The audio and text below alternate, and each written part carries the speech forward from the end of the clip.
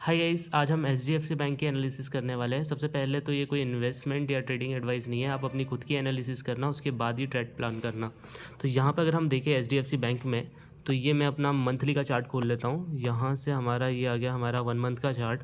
तो यहाँ पे 1 मंथ के चार्ट में अगर हम देखें तो हमारे पास जो आरबीआर है, देखो यहाँ पे हमारे पास क्या हो रहा है, ये हमको ड्रॉप देखने को मिल रहा है। ये ड्रॉप, ये हमारे पास बेस, ये हमारा बेस का फॉर्मेशन हो गया और ये हमारी रैली देखने को मिल रही है। ये देखने को मिल रहा है कि हमारे पास इस मूव ने जो हो गया हमारे इस सप्लाई मंथली के सप्लाई जोन को भी तोड़ दिया है। तो इसका मतलब ये है कि ये मूव काफ़ी अच्छा था। उसके बाद अगर हम बात करें तो हमारे पास इसके कारण हमारे पास क्या हो रहा है कि ये देखिए, ये हमारे पास जो गया मंथली का डिमांड जोन है वो यहाँ पे फॉर्म हो रहा है। उसके बाद हम जाते हैं कि वीकली का ट्रेंड कैसा है। अगर हम वीकली के ट्रेंड के बारे में देखें तो वीकली का ट्रेंड भी हमारा जो हो रहा है वो अप ट्रेंड की तरफ है। जैसे आप देख सकते हो वीकली का ट्रेंड भी हमारा अप ट्रेंड के ऊपर है, तो ये हमारे ट्रेड को सपोर्ट कर रहा है। उसके बाद अगर हम बात करें हमारे एग्जीक्यूशन वाले डे पर, जब भी हम मंथली जो होता है, वीकली हमारा इंटरमीडिएट टाइम फ्रेम था और ये हमारा जो हो रहा है, अगर हम डेली के टाइम फ्रेम पर देखें तो यहाँ पर हम अपने स्टॉप लॉस को छोटा कर सकते हैं। तो यहाँ पर अगर हम देखें तो यहाँ पर हमको क्या देखने को मिल रहा है कि ये हमारे पास ये गैप डाउन जो है इसको हम ड्रॉप की तरह मान सकते हैं। ड्रॉप, ये हमारे पास बेस फॉर्मेशन हो गया और ये हमारे पास रैली है।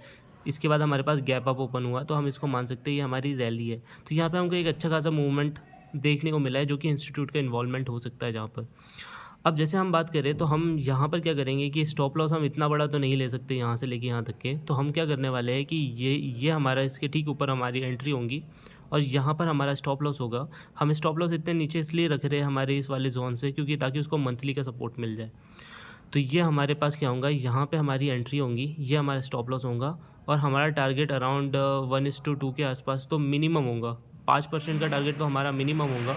और यहाँ पे अगर हम बात करें तो मेरे को कोई वीकली पे जाते हैं हम, तो हमारा जो टारगेट होगा, मेजर टारगेट, यहाँ पे हम 1:2 पर हम 50% जो होगा बुक कर लेंगे।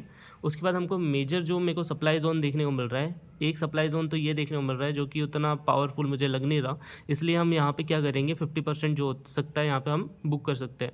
और उसके बाद जो हमारे पास जो मेजर सप्लाई जोन है वो यहाँ पर देखने को मिल रहा है, तो लगभग हम उसके बाद लगभग 10%, हम यहाँ से 10% का टारगेट कर सकते हैं।